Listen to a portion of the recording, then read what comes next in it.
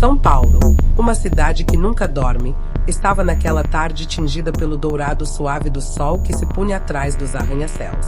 O trânsito, caótico como sempre, era acompanhado pelo som de buzinas e conversas apressadas. Em meio a essa paisagem urbana, Ricardo Isaacson dos Santos Leite, mais conhecido pelo mundo como Kaká, caminhava pelas ruas do bairro onde crescerá. Embora fosse uma figura mundialmente conhecida, naquele instante ele não era a estrela do Milan, do Real Madrid ou da seleção brasileira. Era apenas o filho de uma família simples de São Paulo que retornava às raízes para respirar o ar da infância. Ele havia decidido passar alguns dias na cidade natal para rever os pais, visitar velhos amigos, de certa forma, se reconectar com a simplicidade da vida que tantas vezes se perderá no meio do glamour do futebol europeu. Naquela tarde, decidiu entrar em uma pequena cafeteria na Vila Mariana, um daqueles lugares discretos, cheios de azulejos antigos e com cheiro de pão de queijo recém-assado, que parecia não ter mudado nada em décadas. Ao entrar, foi recebido pelo burburinho de vozes familiares. Alguns o reconheceram de imediato, mas respeitaram seu desejo de anonimato, oferecendo apenas sorrisos discretos. Ele se sentou em um canto, pediu um café coado e um pão na chapa, saboreando a sensação de ser apenas mais um paulistano na correria da cidade. Enquanto se perdia em pensamentos, duas vozes próximas chamaram sua atenção. Eram dois antigos colegas de bairro, agora homens de meia idade, que conversavam sobre os tempos de escola. Kaká reconheceu um deles, Renato, que havia sido seu companheiro de sala nos primeiros anos. Eles falavam de professores antigos, de como os haviam marcado suas vidas. Foi então que o nome surgiu, quase como um sussurro do passado, Professor Arlindo. O coração de Kaká deu um salto. Ele se inclinou discretamente para ouvir melhor. Você soube que o professor Arlindo está no asilo em Pinheiros, disse Renato, com um tom de melancolia. Soube sim. Coitado, já está bem debilitado. Disseram que passa os dias lendo, mas anda fraco, respondeu o outro. Kaká levou a xícara de café à boca, mas suas mãos tremiam levemente. O nome do professor trouxe uma enxurrada de lembranças. Lembrou-se de um homem magro, de óculos grossos, sempre vestido de forma simples, mas com uma dignidade que transbordava em cada gesto. Arlindo havia sido seu professor de língua portuguesa na escola estadual. Mais do que ensinar gramática e literatura, foram um guia silencioso em tempos difíceis. Enquanto os dois continuavam a conversa, Kaká ouviu Renato dizer: sabe, ele sempre falava de um sonho que nunca conseguiu realizar. Queria assistir a um jogo no Morumbi, sentir a energia daquela multidão, mas nunca teve condições. Agora, na situação em que está, duvido que consiga. Kaká quase deixou o café cair. O Morumbi, aquele gigante de concreto, era mais do que um estádio para qualquer paulistano. Era um templo. Para ele, que tantas vezes havia jogado ali, o estádio tinha sido palco de sonhos realizados. Mas para seu professor, era um sonho inalcançável. As lembranças se tornaram ainda mais vívidas. Lembrou-se da primeira vez que pensou em desistir dos estudos porque não havia dinheiro suficiente para o transporte. Foi Arlindo quem discretamente lhe deu algumas moedas, dizendo que era para comprar um livro. Lembrou-se de quando chegou à escola cabisbaixo, pensando em abandonar o futebol após ouvir que garoto de bairro pobre não chega a lugar nenhum. Foi Arlindo quem o chamou de lado e disse: Ricardo, nunca deixe de acreditar em você. O mundo pode tentar apagar sua luz, mas se você acreditar nela, ninguém conseguirá. Essas palavras ficaram gravadas em sua alma. Até hoje, antes de entrar em campo, às vezes se lembrava delas. Agora, sentado naquela cafeteria, ele compreendia que devia a esse homem muito mais do que jamais havia expressado. O professor havia sido um pilar em momentos nos quais o futuro parecia incerto. Terminou seu café, pagou a conta. Antes de sair, passou pela mesa de Renato. Tocou-lhe no ombro, trocou cumprimentos rápidos, mas não comentou nada sobre ter ouvido a conversa. Guardou para si a decisão que já estava formada em seu coração. Ele iria reencontrar o professor Arlindo. Naquela mesma noite, em casa dos pais, perguntou discretamente se ainda tinham notícias do professor. A mãe, Dona Simone, suspirou fundo. Seu professor, Quantas vezes ele veio aqui em casa quando você se machucou? Lembra? Foi ele quem ficou horas no hospital quando você teve aquele problema nas costas. Foi um anjo na nossa vida. Mas faz anos que não o vejo. Sei que está num asilo, mas não sei em qual. Kaká sentiu um aperto no peito. Ele lembrava perfeitamente daquela fase. Tinha 15 anos quando sofreu uma lesão séria nas costas após um acidente na piscina. Os médicos diziam que havia risco de nunca mais jogar futebol em alto nível. Foi Arlindo quem apareceu de surpresa, trazendo livros, sentando-se ao lado da cama e dizendo: Ricardo, sua luz ainda não se apagou. Lute mais um pouco. Foi essa frase que o sustentou durante os meses de fisioterapia, até que ele voltou mais forte e determinado. No dia seguinte, Kaká pegou o carro e dirigiu até Pinheiros. A residência de idosos era simples, mas bem cuidada. No portão, o cheiro de flores e o som distante de uma televisão ecoavam pelo corredor. Ao anunciar seu nome na recepção, percebeu o olhar de surpresa da atendente. Poucos esperavam que uma estrela do futebol fosse visitar aquele lugar. Foi conduzido até um pátio onde alguns idosos tomavam sol. Entre eles, reconheceu de imediato o professor. Embora mais frágil, com os cabelos totalmente brancos e os ombros curvados, havia algo em seus olhos que permanecia inalterado. Aquele brilho firme, como se ainda fosse um mestre que inspirava gerações. Professor Arlindo, disse Kaká, a voz embargada.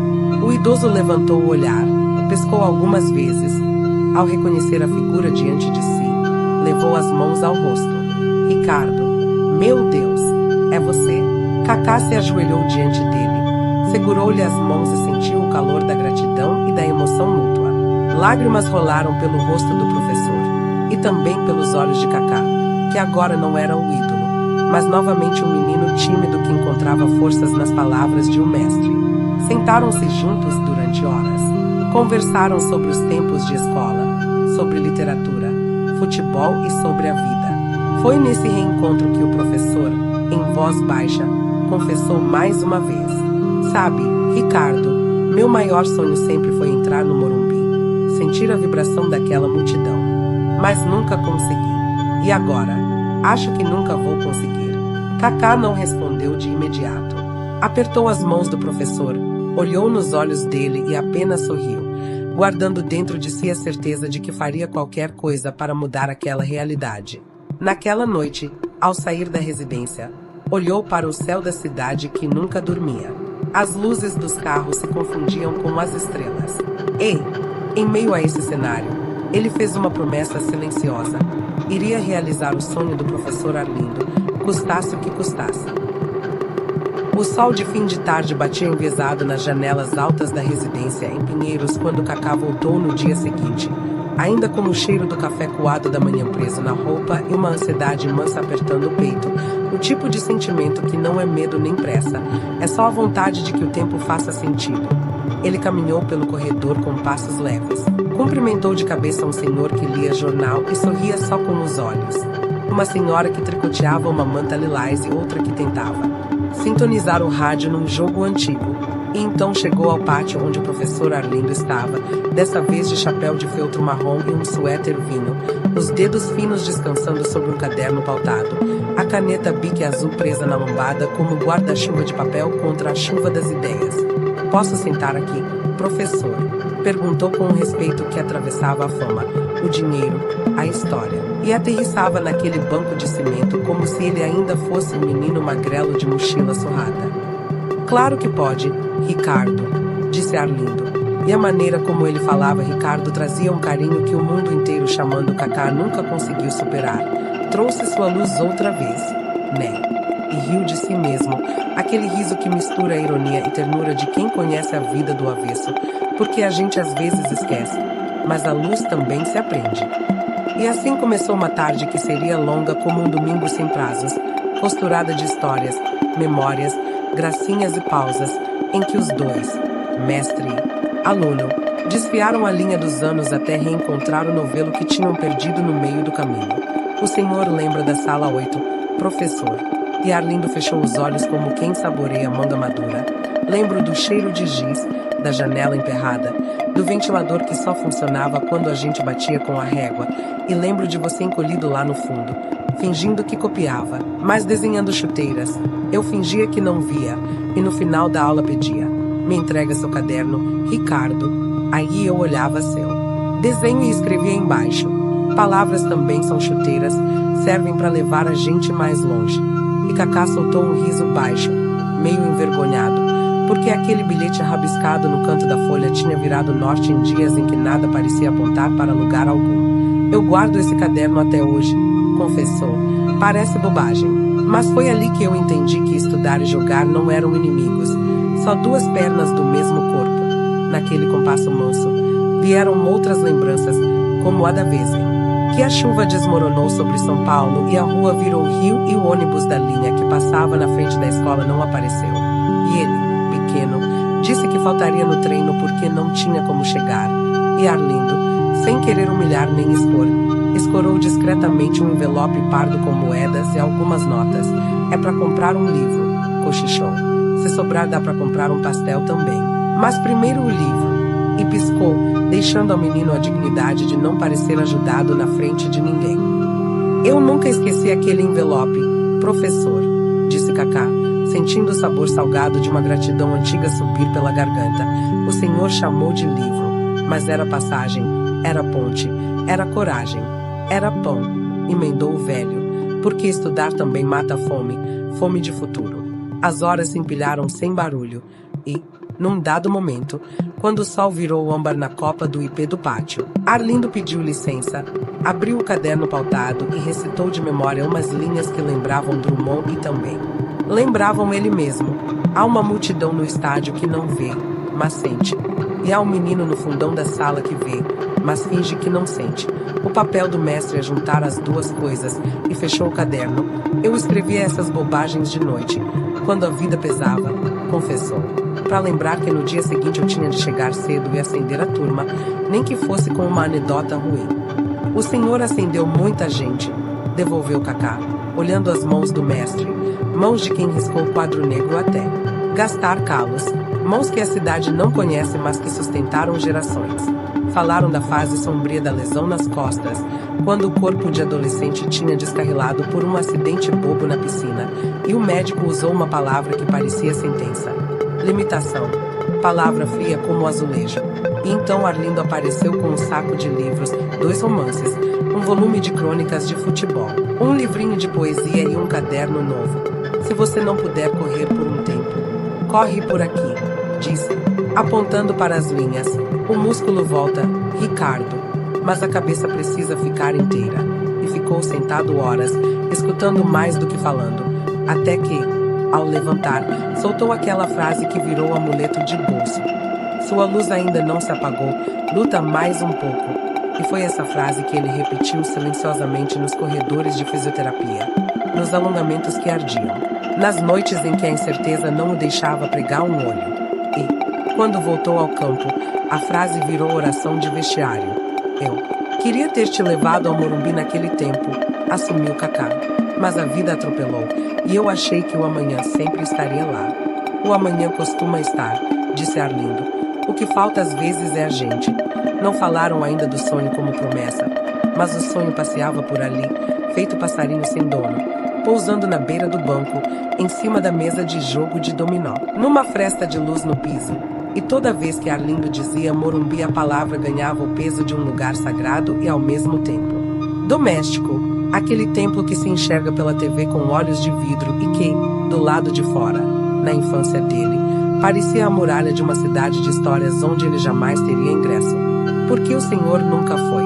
Perguntou Cacá, já sabendo a resposta, e o mestre, sem drama nem ressentimento, só levantou os ombros.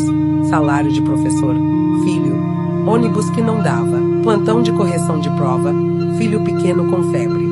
E quando sobrou um dinheiro a cidade já tinha me comido o joelho. O barulho me incomodava, aí fiquei com a rádio. E a rádio me levava lá todo domingo, mas faltava o cheiro de grama, o pum do banco quando a gente senta, o arrepio da arquibancada. E, ao dizer arrepio, levou a mão ao braço, como se lembrasse de uma brisa antiga. Então ele contou do próprio pai, seu Valdemir, serralheiro, que que o levava de bicicleta até um viaduto de onde se via, ao longe, uma parte do estádio, e eles ficavam os dois ouvindo a torcida como quem encosta o ouvido numa concha do mar. Um dia a gente entra, prometia o pai, um dia. Mas esse dia não veio, porque veio a conta de luz, veio o aluguel, veio o cansaço, veio a vida. A vida é ótima em inventar desculpas para adiar sonho de pobre, disse Arlindo com humor ácido. Mas também é ótima em produzir milagres quando um ex-aluno volta para tomar café com a gente. E piscou. E Kaká entendeu o convite por trás da provocação. Você voltou. Agora fica mais um pouco. A tarde foi virando noite, e veio o enfermeiro com os comprimidos, e veio o chá de capim-cidreira, e veio um pedaço de bolo de fubá que a cozinha tinha feito, e Kaká cortou uma fatia pro mestre como quem corta bolo de aniversário. O senhor lembra da prova de crase em que eu quase zerei? Lembro. E lembro de ter escrito no topo: nem tudo é crase, mas quase tudo é coração. Você sorriu, e naquele dia eu soube que você já tinha futuro. O senhor inventou isso. Claro que inventei. Professor também inventa. O importante é que funcione. E funcionou. Porque a partir dali a gramática deixou de ser um bicho-papão e virou um jogo de passes. Sujeito, verbo, complemento, toque, tabela, chute.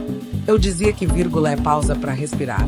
Igual quando você para antes de bater na bola. Se bate correndo, escorrega, se respira, acerta o canto. E esses paralelos criaram uma ponte entre caderno e campo, tornando ambos menos assustadores.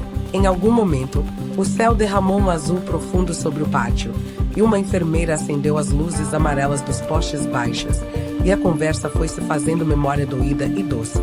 A vez em que o menino Ricardo chegou com o sapato furado e tentou esconder com fita isolante, e Arlindo o chamou de canto, tirou do armário uma caixa de sapatos achada. Serviu certinha. Achei ontem. Mentiu com a cara mais limpa. Pode usar, mas cuida. A gente tem que cuidar do que ganha. E o menino saiu caminhando levinho, como se cada passo fosse salto. A vez em que a escola recebeu um torneio interclasses e ninguém queria ser juiz de poesia. E Arlindo se ofereceu. E Kaká recitou de mansinho um poema sobre grama molhada e chuteira enlameada. E, quando terminou, só uma menina bateu palmas.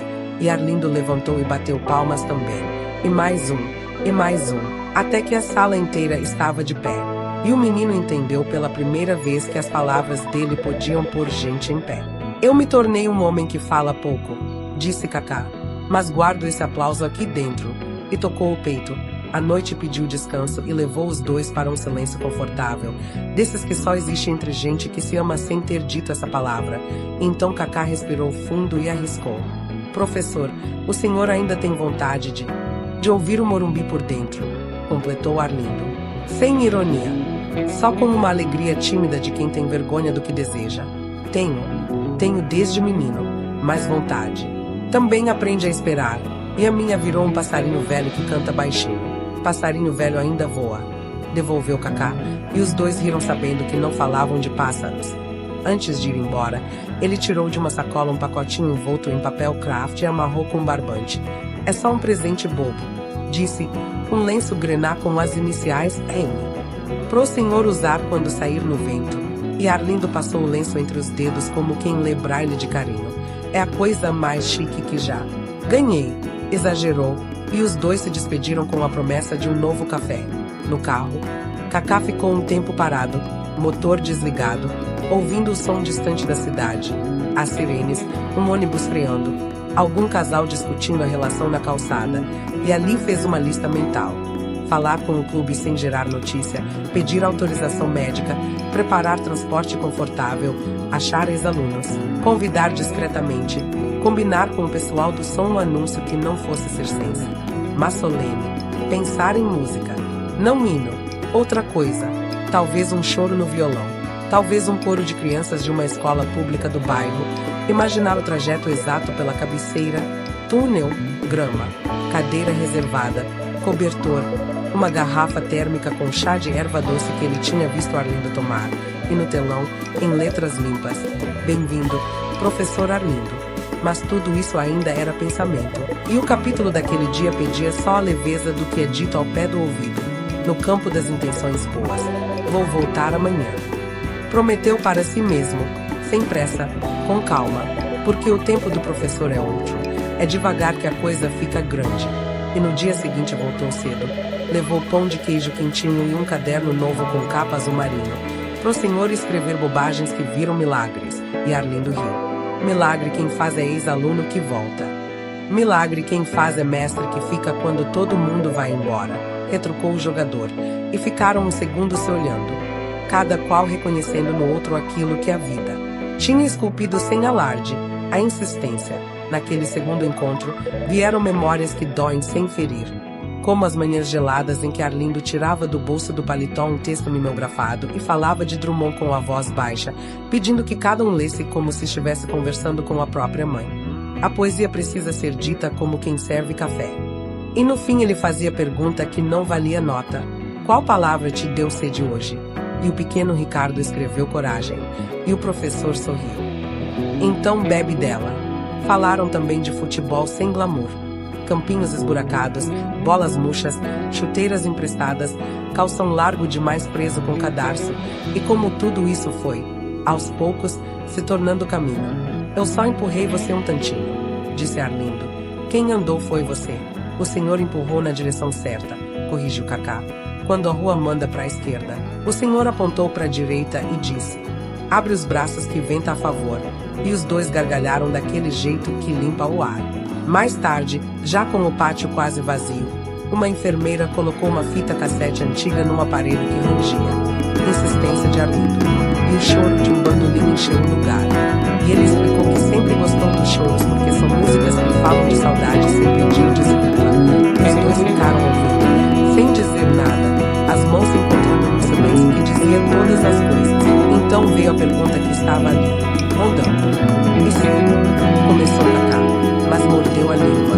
Deixa, não é. Hora de sim. É hora de um dia.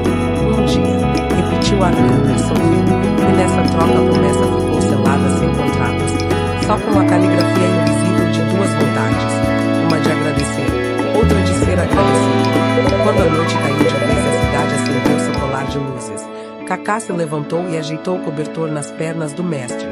Volto amanhã, professor. Traça a tua presença, pediu Arlindo. Do resto a gente dá um jeito, enquanto saía pelo corredor com o caderno azul sobrando da sacola, o jogador soube, com a certeza que a gente tem quando calça chuteira, que deu sorte, que aquele era o começo de uma virada sem placar, o tipo de jogo que a gente vence de mãos dadas, devagarinho, respeitando a grama, o vento, as vírgulas e os silêncios. E, mais do que nunca, ele entendeu porque o sonho do Morumbi pesava tanto. Não era estádio, era infância, não era multidão, era a rádio do pai, não era fama, era pertencimento. Era, no fim das contas, o direito de um professor que deu tudo de si de finalmente sentar na arquibancada da própria vida e ouvir um país dizer em coro a palavra que ele escrevera 1000 vezes no quadro negro. Obrigado. Amanhã em São Paulo começava com o barulho costumeiro dos ônibus passando pela Avenida Paulista, buzinas em sinfonia caótica e o cheiro de pão quentinho que saía das padarias de esquina. Cacá acordou cedo, com uma ideia já martelando a cabeça. A promessa silenciosa que fizera ao professor Arlindo precisava ganhar forma. O encontro do dia anterior não tinha deixado dúvidas. Aquele homem, que tantas vezes segurara seu futuro com palavras e pequenos gestos, merecia sentar-se no Morumbi, não como espectador anônimo, mas como símbolo de tudo o que a educação representa para o Brasil. Sem contar nada à família, nem mesmo aos pais, que conheciam a gratidão que ele nutria por Arlindo. Cacá começou a traçar um plano. Sabia que não poderia simplesmente comprar um ingresso e levar o mestre até o estádio. A saúde frágil do professor exigia cuidados especiais, além do detalhe fundamental. Era preciso que a homenagem fosse à altura do coração de Arlindo. Ele não queria apenas que o professor visse um jogo. Queria que se sentisse parte daquela história, que o estádio inteiro reconhecesse o homem que havia sido farol para tantos meninos e meninas. Naquela mesma manhã, Cacá fez algumas ligações discretas. Primeiro para um amigo de longa data no São Paulo Futebol Clube, alguém de confiança que conhecia os bastidores do Morumbi. Explicou em poucas palavras que queria organizar algo especial, mas sem estardalhaço da mídia.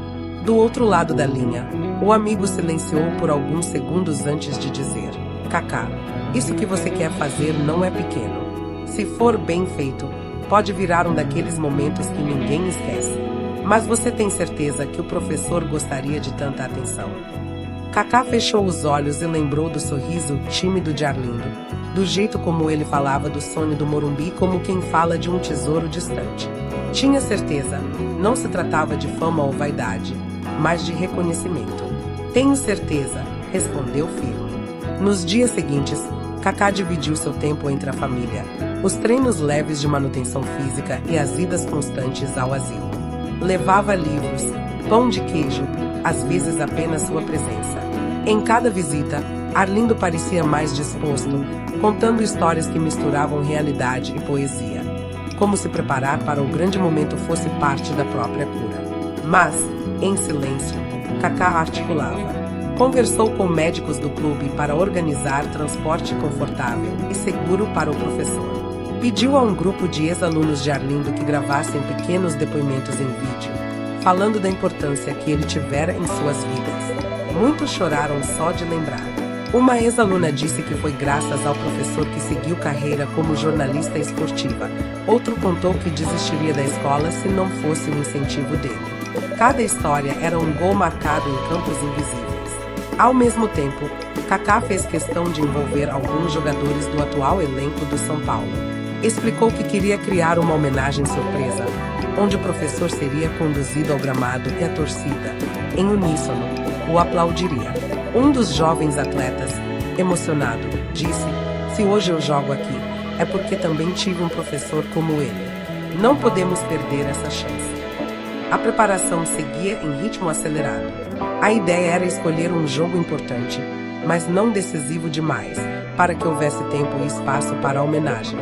Kaká insistiu que tudo deveria ser feito com simplicidade e dignidade. Não queria fogos de artifício, apenas emoção genuína. Numa tarde de quinta-feira, visitou novamente o asilo e encontrou o professor sentado no mesmo banco do pátio, agora com o caderno azul quase cheio de anotações. "Escrevendo muito, professor?" perguntou. Arlindo sorriu. "Escrevendo memórias, Ricardo. Porque às vezes o corpo falha, mas a memória precisa continuar viva. E escrever é a forma que tenho de acreditar que estive presente na vida de alguém." Kaká sentou-se ao lado dele. Por alguns minutos, apenas observou a caligrafia lenta e firme preenchendo as linhas. Naquele instante, a certeza dentro dele se consolidou. O Morumbi precisava conhecer essa letra, essa história. Enquanto isso, no clube, o plano tomava corpo. Reservaram uma área especial na arquibancada, prepararam um pequeno vídeo para o telão e ensaiaram discretamente a entrada que Arlindo faria em campo, empurrado em sua cadeira de rodas. Até mesmo o som ambiente foi pensado. No momento certo, uma música suave substituiria os anúncios costumeiros, criando um clima de reverência. No entanto, o desafio maior era manter o segredo. Kaká sabia que, se a imprensa descobrisse, transformaria tudo em espetáculo midiático. Ele não queria manchetes de jornal, queria apenas a emoção pura de um mestre realizando seu sonho. Por isso, instruiu cada pessoa envolvida a guardar silêncio absoluto. Era um pacto de lealdade, como um time jogando junto por um gol coletivo. Certa noite, em casa, Kaká pegou o violão que raramente tocava em público e dedilhou algumas notas simples. Lembrou-se das palavras do professor. Às vezes, o que mais marca não é a perfeição, mas a sinceridade. Naquele momento, teve a ideia de convidar um coral infantil de uma escola pública para cantar antes do jogo, como símbolo da herança deixada por professores como Arlindo. O plano estava quase completo. Restava apenas encontrar uma forma de dizer ao professor que o sonho finalmente se realizaria, sem revelar todos os detalhes, para preservar a surpresa. E assim, numa manhã de sábado, Kaká chegou ao asilo com um sorriso discreto. Sentou-se ao lado de Arlindo e disse: "Professor, prepare-se. Em breve, vamos fazer um passeio diferente. E prometo que será inesquecível." Arlindo levantou os olhos do caderno, curioso, mas não insistiu. Apenas sorriu, como quem confia plenamente no aluno que um dia foi menino tímido na sala 8. Naquela noite, deitado em sua cama, Kaká pensou no caminho percorrido, de garoto de bairro simples a astro mundial, sempre carregando consigo as sementes plantadas por mestres anônimos. Agora, era chegada a hora de retribuir. O estádio do Morumbi seria o palco, mas o verdadeiro espetáculo seria a gratidão. O domingo amanheceu com aquele céu azul que só São Paulo sabe oferecer depois de uma semana de chuvas pesadas. As ruas ainda carregavam poças de água refletindo a cidade, mas no ar havia um frescor quase simbólico, como se a própria metrópole estivesse lavada para algo especial. Kaká acordou cedo, o coração batendo no ritmo apressado de quem vai entrar em campo numa final de campeonato. Mas, desta vez, o jogo era outro. Não havia troféus, apenas gratidão. No asilo, o professor Arlindo já estava preparado. Vestia uma camisa social clara, um blazer que parecia ter sido guardado para ocasiões especiais e o lenço grená que Kaká havia lhe dado, dobrado cuidadosamente no bolso do peito. O cabelo estava penteado com capricho e os olhos, embora cansados, brilhavam como se o tempo tivesse feito as pazes com ele. Quando Kaká entrou, foi recebido com um sorriso tranquilo. "Então, é hoje o passeio misterioso?" perguntou Arlindo, ajeitando os óculos. "É hoje, professor", respondeu Kaká, segurando-lhe a mão com firmeza. O trajeto até o Morumbi foi feito em silêncio respeitoso. No carro adaptado, Arlindo observava a cidade pela janela, reconhecendo ruas, esquinas, pedaços de memória. De vez em quando, comentava algo simples, como "essa padaria ainda existe" ou "lembro que por aqui peguei muito ônibus atrasado". Era como se cada detalhe fosse um reencontro com a própria vida. Quando finalmente avistou a estrutura imponente do estádio do Morumbi, o professor levou a mão ao peito. Seus olhos se encheram d'água sem que nenhuma palavra fosse dita. Para alguém que ouvirá por décadas a torcida apenas pelo rádio, estar diante daquele colosso era como tocar o próprio sonho. Kaká, ao lado dele, apenas sussurrou: "Bem-vindo, professor. A casa também é sua." A entrada foi discreta. Uma equipe já os aguardava e conduziu Arlindo em sua cadeira de rodas por corredores internos. O professor olhava em volta, encantado com cada detalhe. Os posteriores antigos nas paredes, os seguranças uniformizados, o cheiro de grama que começava a invadir o ar. O coração parecia bater no mesmo compasso do estádio. Quando chegaram ao campo, a visão se abriu como um mar verde. A arquibancada já estava lotada, dezenas de milhares de torcedores enchendo o ambiente de expectativa. Arlindo estremeceu. Nunca em sua vida vira tanta gente reunida, vibrando em uníssono. Era uma sinfonia de vozes, cores e tambores que arrepiava até os ossos. E então aconteceu. Antes do apito inicial, a voz do locutor ecoou pelo estádio. "Senhoras e senhores, hoje o São Paulo Futebol Clube presta homenagem a um mestre que dedicou sua vida a ensinar, inspirar e transformar. Recebam com todo carinho o professor Arlindo." No mesmo instante, os refletores se voltaram para a lateral do campo, onde Kaká empurrava a cadeira de rodas em direção ao gramado. A torcida, num primeiro momento surpresa, levantou-se como um só corpo. Uma onda de aplausos tomou conta do Morumbi, crescendo como maré alta, misturando palmas, gritos e até lágrimas. Arlindo levou as mãos ao rosto, incrédulo. As lágrimas escorriam sem pudor. Toda uma vida de anonimato, de salas de aula esquecidas, de salários modestos e sonhos adiados, agora encontrava eco naquele rugido coletivo. Ele não era apenas um professor naquele instante. Era o símbolo de todos os professores que sustentam o país em silêncio. Kaká se inclinou, abraçou com força e disse ao pé do ouvido: "Se não fosse o senhor, eu não estaria aqui. Este aplauso é todo seu." O telão exibiu então imagens gravadas dos ex-alunos de Arlindo. Rostos emocionados contavam histórias. A menina que se tornou jornalista, o rapaz que virou médico, o jovem que virou poeta. Todos repetiam a mesma mensagem: "Obrigado, professor. O senhor mudou minha vida." O estádio acompanhava em silêncio respeitoso, quebrado apenas pelos soluços aqui e ali. Quando o vídeo terminou, o coral infantil entrou em campo e começou a cantar uma canção suave, simples, sobre esperança e futuro. Era como se cada vozinha fosse um agradecimento coletivo da geração que viria. Arlindo não aguentou. Chorava sem parar, mas seu rosto estava iluminado pela alegria. Após alguns minutos, foram conduzidos até um assento especial na arquibancada, preparado com cuidado. Durante todo o jogo, torcedores vinham até ele, apertavam sua mão, tiravam fotos, mas sempre com respeito. Arlindo assistiu cada lance como se fosse a primeira vez que via futebol de verdade, vibrando com cada chute, cada defesa, cada grito da torcida. No final da partida, mais uma surpresa. Jogadores dos dois times se aproximaram para cumprimentá-lo. Um deles ajoelhou-se diante do professor, beijou-lhe a mão e disse: "Obrigado por ensinar a acreditar. Sem professores, não há atletas, não há sonhos." Arlindo, exausto e feliz, fechou os olhos por um momento, como se quisesse guardar tudo dentro de si. "Agora posso partir em paz", murmurou, quase inaudível. Kaká, segurando sua mão, respondeu: "Não fale em partir, professor. Hoje é só o começo de sua eternidade. O Senhor está gravado no coração de todos aqui." Alguns meses depois, Arlindo faleceu. A notícia foi recebida com tristeza, mas também com a certeza de que ele havia partido realizado.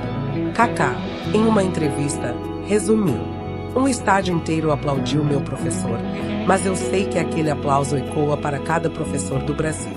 Esse foi o gol mais bonito que já marquei." E assim, o último aplauso do Morumbi não se apagou.